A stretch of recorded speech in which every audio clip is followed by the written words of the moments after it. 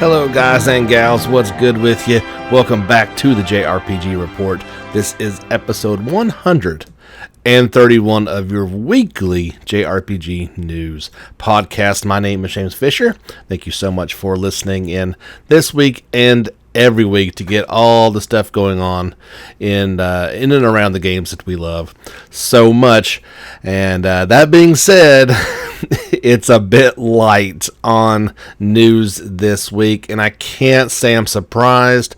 We see this kind of around every event each year, that news kind of dries up for those that week or two before a gaming event show like E3 typically, or the big one for us, Tokyo Game Show, as we are 12 days out from the start of that event, and I would expect not a whole lot's going to come out next week either. So, but we do have a few little things to chit-chat about, and at the very end of today's podcast, we have a listener review for you guys, and that's going to come from our friend Michael, and he's got a audio file for you, so making it a little bit easier on myself this week. He will tell you all about the banners.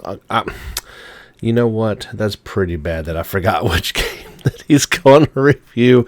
I'll look that up and, of course, tell you guys right before we do that at the end of today's podcast. So that's pretty well timed. He's kind of helping me out this week with making the podcast a little bit longer. So the first game that I want to kind of get into, and that's only because I've got by far the most information to talk about with this one. And yes, I know this is really not a JRPG, but it is an offshoot of one of the biggest JRPGs, and so of course I'm talking about Kingdom Hearts Melody of Memory. And there was a big article came out a few days ago really detailing some different events about the game. We'll get into that first, and we already knew that there was going to be 140 songs, actually over 140 songs in this one, but we learned a little bit more, so let's get into that first. They say this is the world of memories guided by the power of music. Usually we need the power of friendship to save the world, but this is the power of music. The player visits each world in the old gummy ship.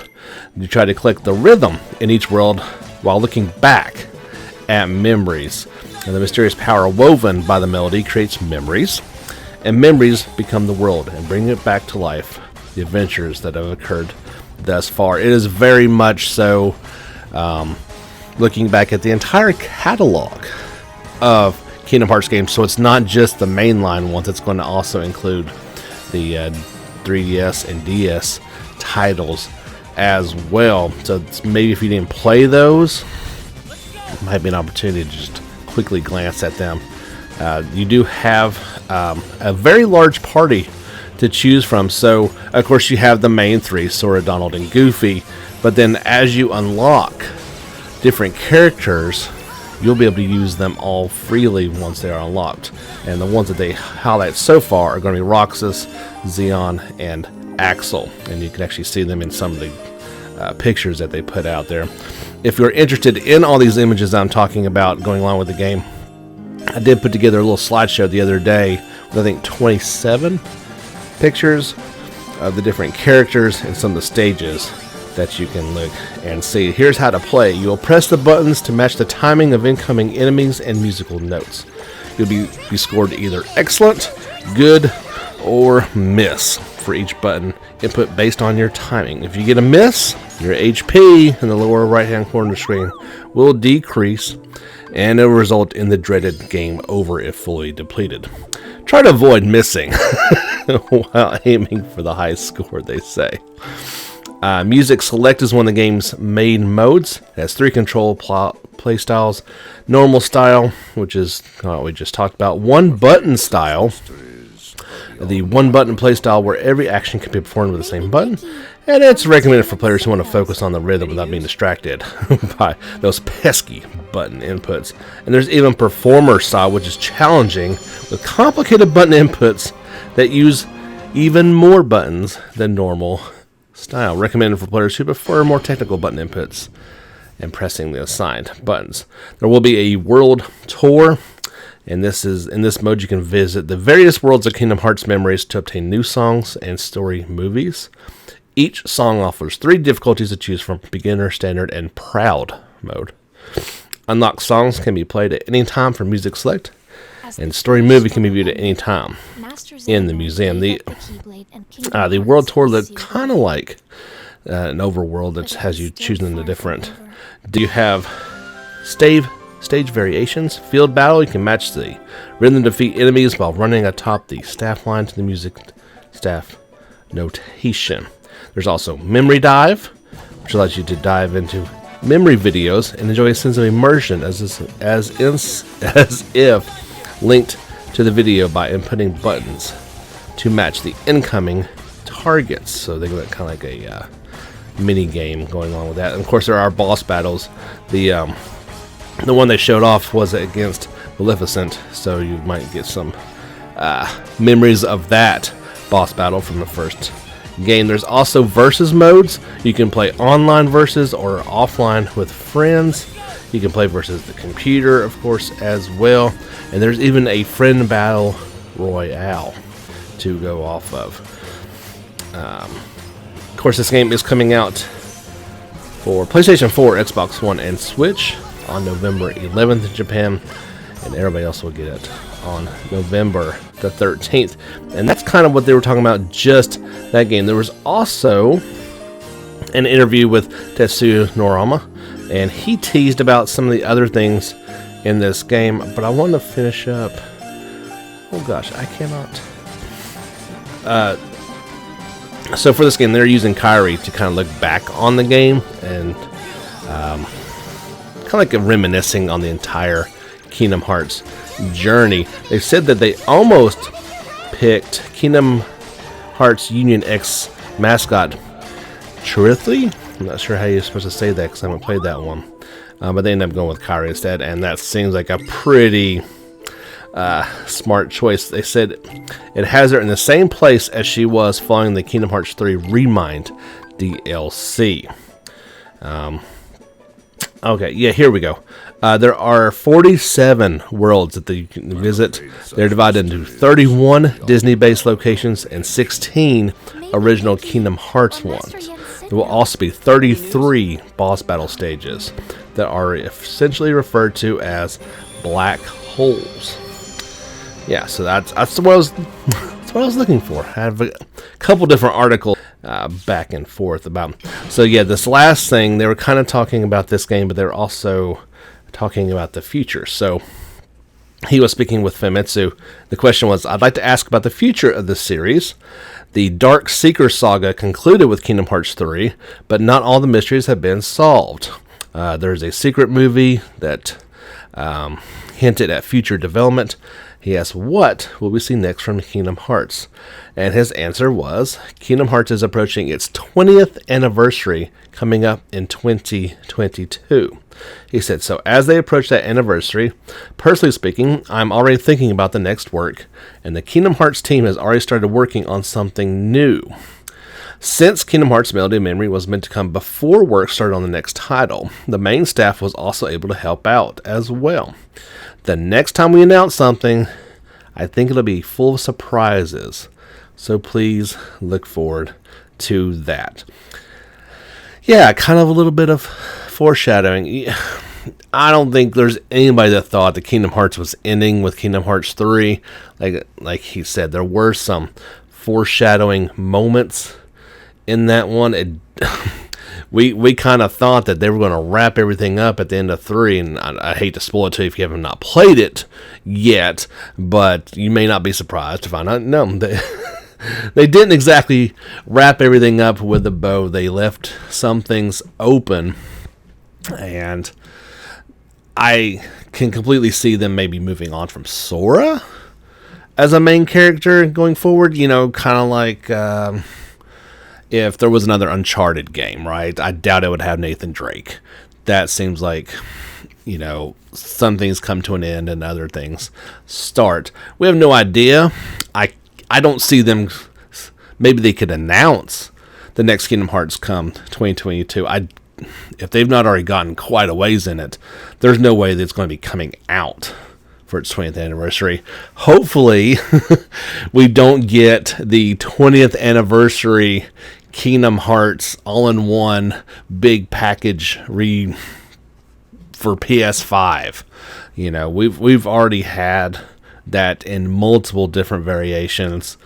We do not need that coming out again, but we'll just have to wait and see what they've got up their sleeves as far as this 20th anniversary deal coming up in 2 years. But as soon as I hear something, I'll pass along to you. And again, I kind of apologize. That's the lead, but I don't make the news stories. I just kind of report on it. And that was, like I said, by far the thing I have the most of. Everything else is going to be a little more short and sweet, but that's sometimes what you get in this business.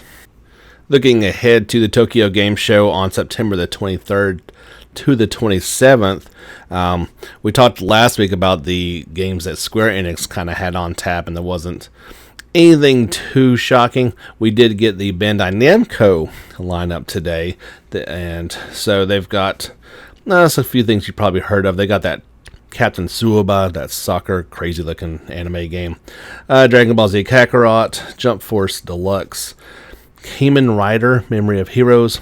I'm excited about this. It's not JRPG, but Katamari Damacy Reroll, which was the Vita game, they're bringing it onto PS4 and Xbox One. I think it's Japan only at this time, but it's still kind of cool. I love Katamari.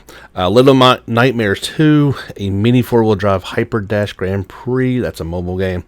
A Mobile Suit Gundam game. Project Cars 3. Not sure what that one is. They are doing something more for Scarlet Nexus, since they just had that big thing at Gamescom. I doubt we're going to get too much more about that. Sword Art Online Alicization Lycris is going to be there. This game came out months ago, so that's a little weird, but of course it's Japan, so they love their Sword Art. And I guess this is the Android game for Sword Art Online. Alice is in Rising Steel. Not sure what that is.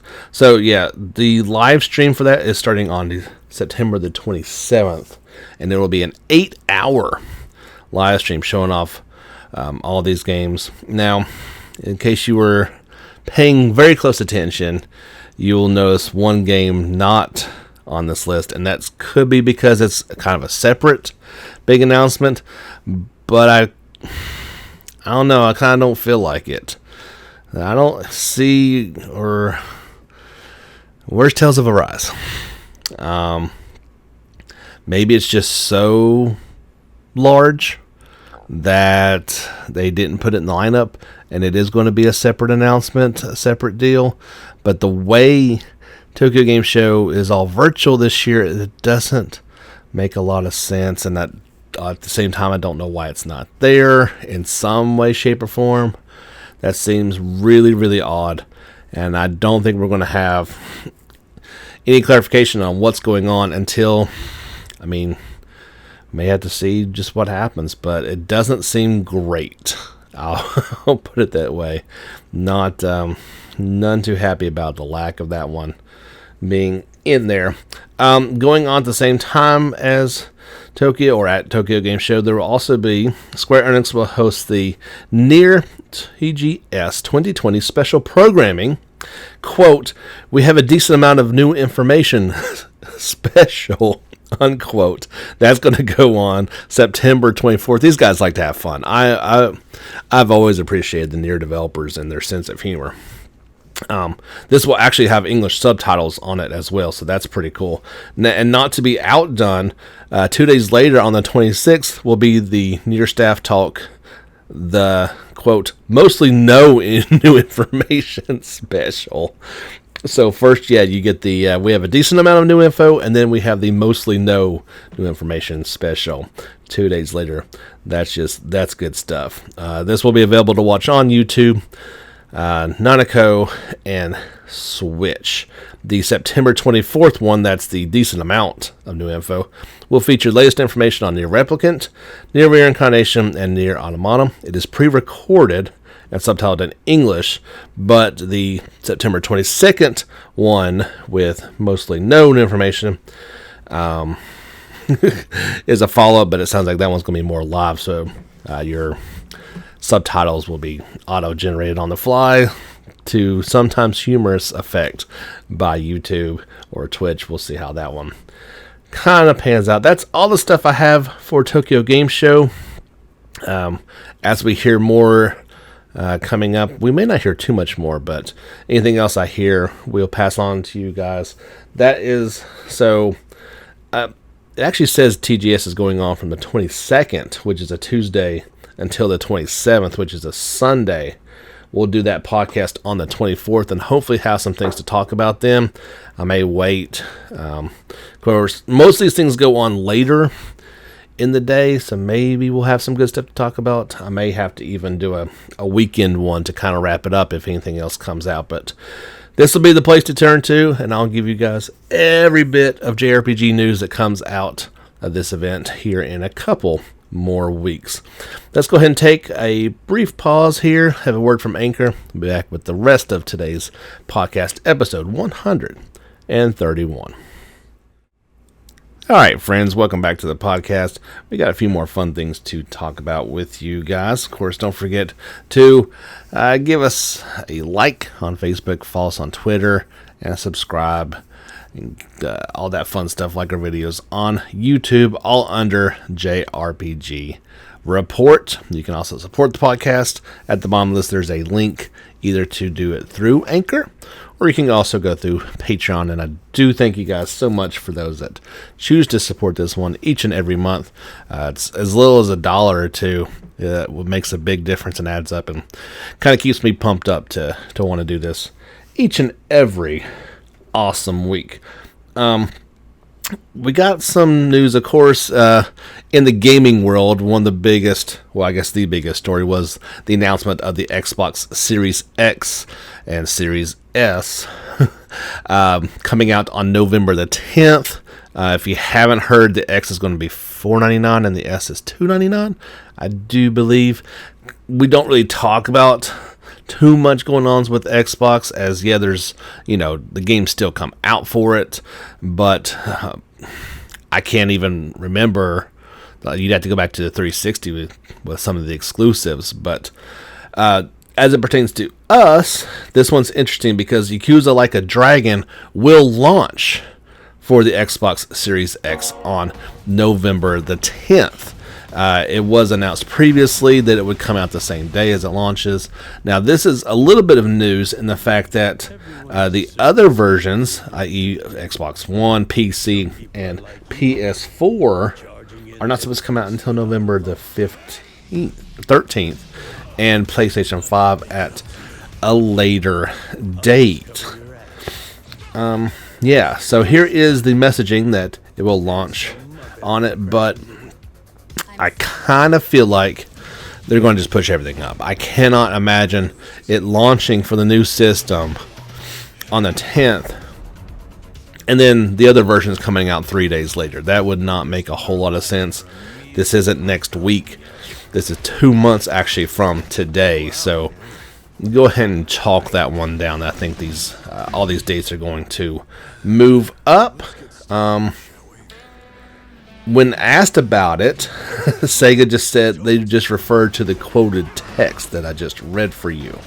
So, despite this, this article says the Xbox One and Series X versions are the same physical SKU number, which would imply it has to be a simultaneous release. So yeah, they'll clarify this one up. Somebody said, "Hey, we need to work on this." This article just came out yesterday, so there's still plenty of time for that to be all cleared up. So if you're getting the bottom line is, if you're getting Yakuza Like the Dragon for these other systems and you've already pre-ordered it or whatever, you're probably getting it a couple days before you thought that it might come out.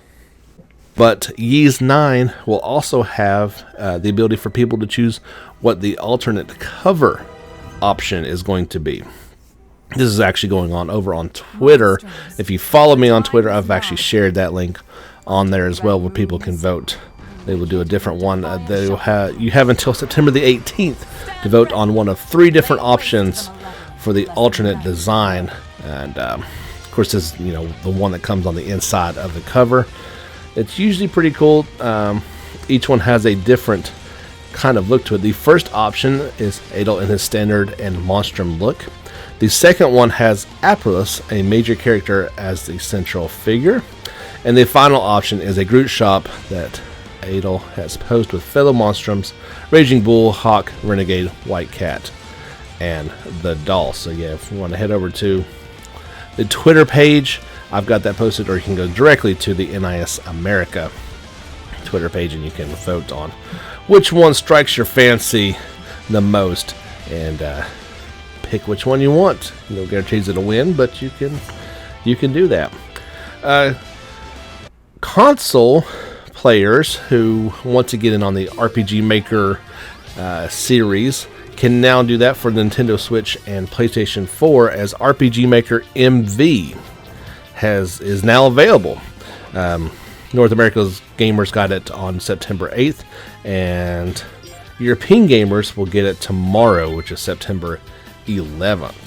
The original, this originally came out for PC back in 2015, but yeah, now PlayStation 4 and Switch owners can check that out. I shared the launch trailer over on the YouTube channel, so if you want to see it and see exactly what all is in there, you can do that. Not to be confused with RPG Maker MZ, which launched on PC earlier this month. And this is a series that's very interesting to me. However, I will say, unless your PC just can't handle it, which is highly possible, I really can't imagine trying to make a game like this on a console of any, maybe a very short, simple one, but it seems like this is exactly the type of thing that you would want a mouse and keyboard to try to make these games.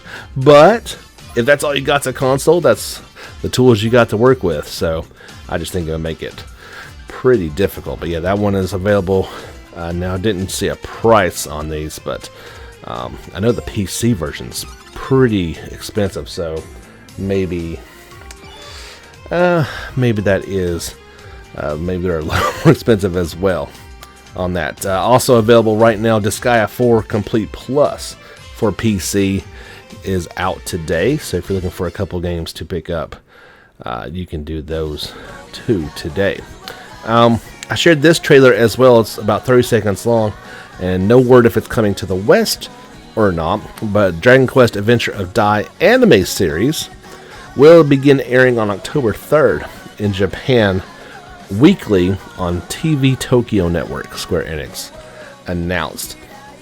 This thing looks really cool, and I'm hoping that, Netflix did pick up that Dragon Quest movie and bring it over, so maybe there's some sort of slim chance that we get this one as well. If you want to check out the trailer, if you are obviously a fan of the original Dragon Quest games and that kind of look to them, or the original Dragon Ball anime, that's exactly what this reminded me of. Those early ones, not Dragon Ball Z or the new ones, the original Dragon Ball with Goku as a kid. Like, it really has that look and feel to it, and I thought it looked really fun, so I'm kind of hoping this one makes its way over. I'd give it about a 10 to 20% chance that it actually happens, but we shall wait and see if it ever does. MiHoYo has updated its official website for Genshin Impact, and there are 3 new characters that they have introduced. 2 of them from the Lyrie Harbor, who they are Queequeg and Keequeg, and the Mondstadt character Mona. Much easier to pronounce, thank you. First, I believe this is the only playable one, Queequeg, who says, "I am Queequeg, I am a zombie, and I forgot what comes next." And it's a small childlike character who says is an apprentice and herb gatherer at the Boo Boo Pharmacy. Blessed by the Adepte with a body that cannot die, this petite zombie cannot do anything without first giving herself the orders to do it. So that's an interesting character, and looks like the only one that's going to be playable. Keequeg is I'm not sure what she is supposed to be, but she's another, I believe, a non-playable character. At least I didn't see any GIFs or video of her that was playable. And then there is Mona from Mondstadt, and she is a mysterious young astrologer who proclaims herself to be the astrologist Mona Megis. I'm not sure what that means either. And so those are new characters for this one. Genshin Impact, of course, coming to PlayStation 4, PC, iOS, and Android on September the 28th, and Switch at some point in time. If you'd like to see the new demo for Kui called Icy Resurrection, you can check that out over on our YouTube channel, of course. An older game, and this one's just coming to Japan, so I don't know if it's coming west or not. It is called Cressaju. It came out back in 2001, a fantasy indie RPG. This one's getting new life and being brought back out again for the Nintendo Switch via the eShop on September the 17th in Japan for 3,000 yen. Developer Plisai and Shu announced. It has remastered graphics, a new voice cast, new scenarios, and background music, of course. They say this was about a 30-hour game, almost 20 years ago. And if you have heard of this one or want to check it out, there's a trailer for it. Again, I don't know if this one's coming to the West or not. They say it is a full-length fantasy RPG. Although created by a single person, its scenario takes 30 hours to clear and has strategic battle system, which made it quite popular in the early days of the internet. The Switch version of Cressaju is both a port of the original release and a high-definition remaster. Various elements have been added, from improved graphics to voiceovers, new scenarios, and background music. The battle scenes in particular are kind of interesting because it has a very zoomed out look to it, and that's probably a part to do with the original graphical limitations of this. So you have super small looking pixelated characters kind of on a zoomed out perspective. It's still turn-based and, bad guys on the left, good guys on the right. But like in particular, like the spell effects it's zoomed out for a reason to kind of show these massive big giant spell effects. So I thought that was kind of an interesting thing. I hadn't really seen that before. Like I said, you're probably making up for some things in that department that you couldn't show too many details, but I'll let you know if this one ends up coming to the West or not.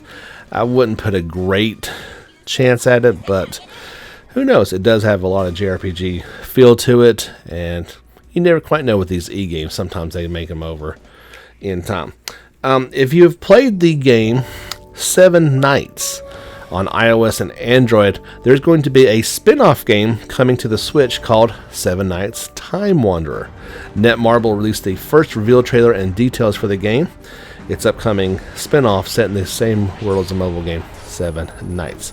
Here are the details. First, about the 7 Nights franchise. It is a top RPG mobile title with over 60 million downloads worldwide. You enjoy the epic fantasy stories revolving around the strongest warriors in the world of 7 Nights. Now, here's the key features of this one. It's, of course, a spin-off story. Vanessa, the 8th member of the 7 Nights, and magic instrument Sandy take off an adventure through time and space. They say it's an RPG with a fascinating storyline. Vanessa's story unfolds as she explores various dimensions and recruits allies that become her friends along the way. Characters with unique skills and stories. The game offers a selection of 15 playable characters. It has a dynamic turn-based battle system, real-time turn-based battles with elements and leverage system. Form a team of 5 characters with the most favorable skills and elements for each stage. There's also exciting additional content. Return Vanessa to dimensions she's visited to interact with new friends, challenge her skills, and enjoy other exciting characters. So you have Vanessa, Sandy, and Hayoung are the 3 characters they have announced so far. There's no release date yet for this Switch title, but I've also got this trailer on the YouTube channel, and I invite you to check it out. Now, Sometimes with these, mobile game ports, it's kind of like, not so. But this sounds like an actual spin-off developed for the Switch, while still maintaining some of those elements that made it popular in the first place. And so kind of when you look at the original, what you see at first, like, yeah, that kind of does look like a mobile game. But then it kind of shows some of the battle scenes from this turn-based battle system, and it really looks kind of over the top and cool. I like kind of what it's showing off there. We'll just have to wait and see if this pans out into a full-fledged RPG experience or not, or if it's kind of just like, yeah, maybe it should have stayed as a mobile title. You never know which way it's going to go, but I do like what I've seen from it so far. I like the style and the animations on it. It just, we'll have to wait and see if it's worthy of playing or not. Alright, everybody, that's going to do for all the news on episode 131. Thank you so much for checking us out. But before we get all the way done, we do have Michael's review of Banner of the Maid. I don't know why I couldn't think of that at the beginning of the podcast, but I'm going to turn it over to him, and then we'll say our goodbyes after we hear this really cool listener review, and I hope you guys enjoy it. Hey, what's going on, guys? My name is Michael, and I'm here to do a review of Banner of the Maid from my buddy James, who is, of course, the host of the JRPG Report. Now, before we get into the review, I want to tell you guys that I am about 25-26 hours into this game, and I'm on Chapter 18. So I haven't beaten it yet.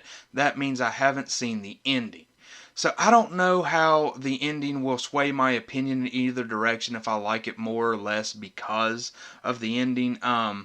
What I really do like about the game is its core mechanics anyway, so I don't think the ending will put too much sway on me liking or disliking this game anymore. So without further ado, we'll get into the review. I'll start the review off by telling you guys what the game is about. The game is about the French Revolution if it were to happen slightly different. Like, it adds in a little bit of reality and a little bit of fantasy mixed in with it. You play as Pauline Bonaparte, which is Napoleon's younger sister. And what you're wanting to do is get her to the highest rank officer in the army in which you can, like her brother was. To do that, you'll get some recruitable characters that you can get along the way, and some people that'll join just because they know you and your brother, and they want to be good with the Bonapartes. This game honestly reminds me a lot of Fire Emblem, and for somebody who loves Fire Emblem and strategy JRPGs just in general, it's very fun.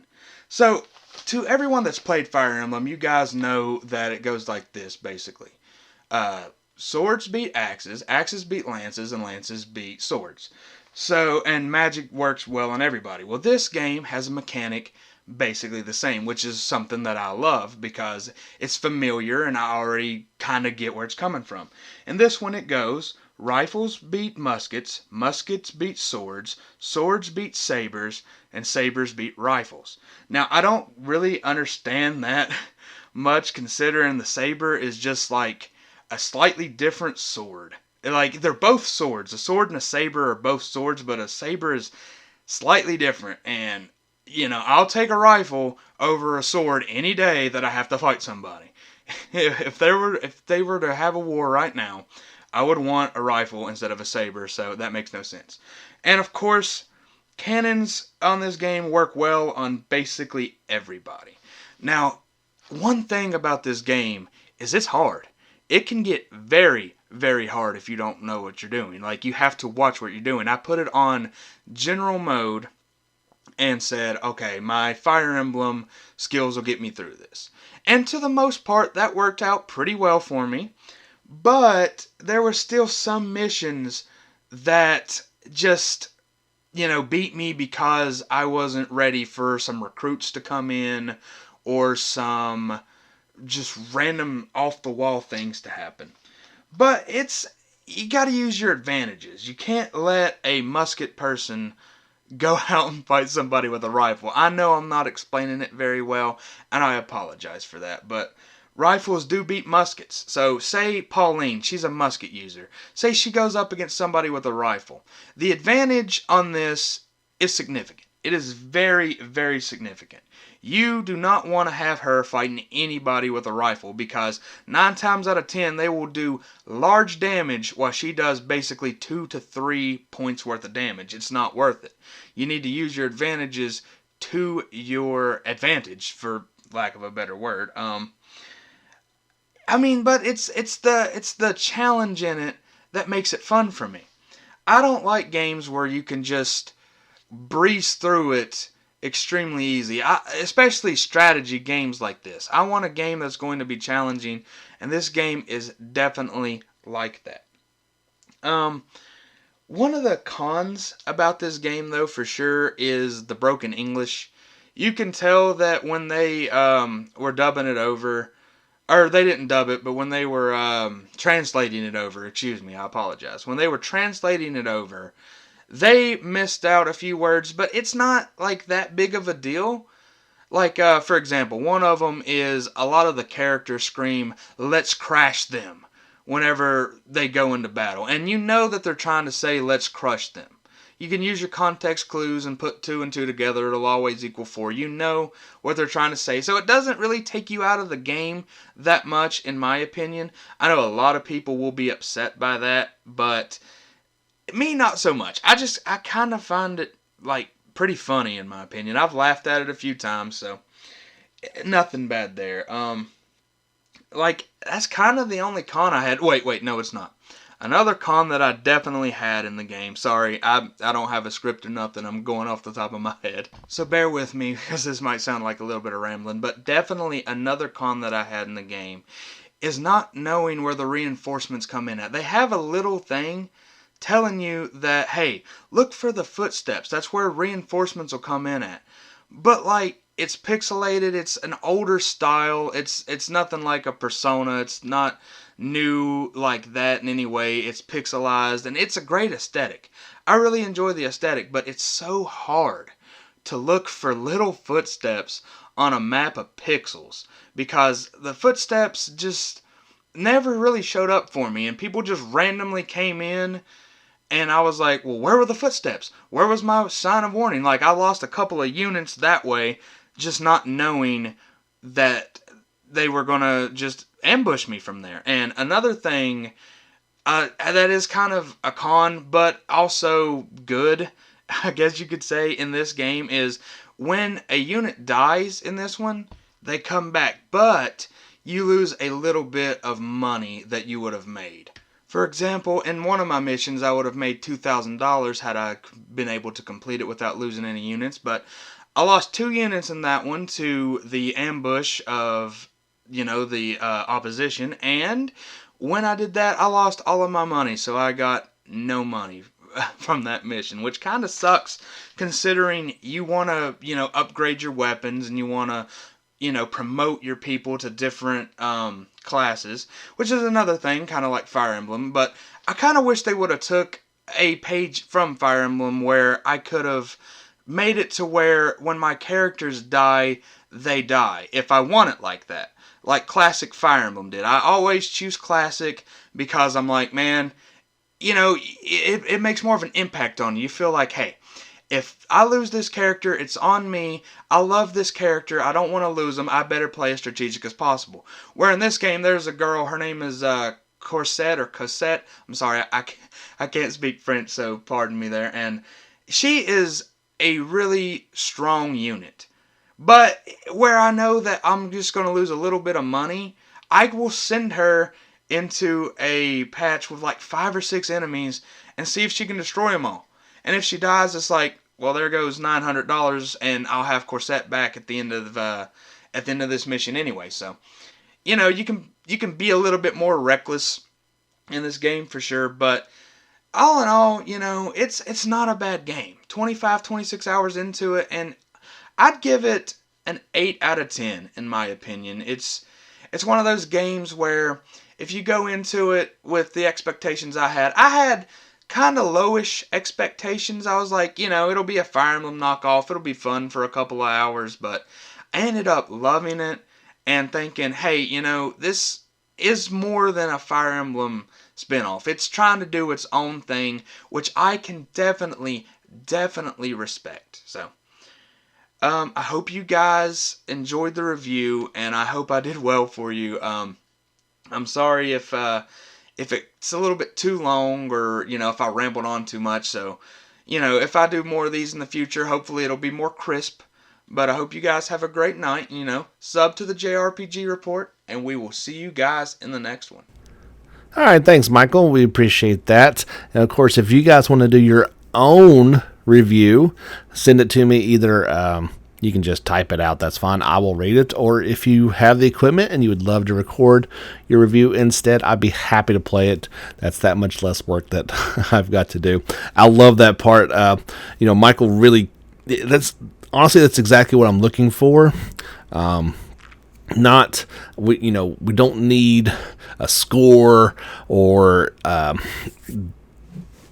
honestly a bunch of details, just kind of your impressions. I want to hear what someone who's really played the game and either enjoyed it or not enjoyed it, tell it how it is.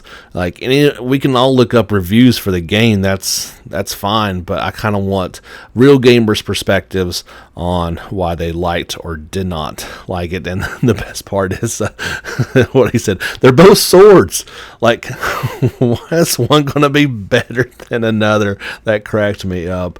And excellent job, dude. We appreciate it, and I hope all you guys liked it as well. So that's going to do it for episode 131. I'll be honest, I don't know what I'm going to do for Sunday. I may just kind of skip this week, guys. I'm not sure, unless I get inspired and really want to throw something out there. We may just take a Sunday off. It is it is the start of the NFL season, so my mind is gone elsewhere, at least momentarily. But we'll be back next week for sure, next Thursday, with your regularly scheduled JRPG report podcast. My name is James Fisher, and as always, thank you so much for checking us out. But until next time, get back out there and level up.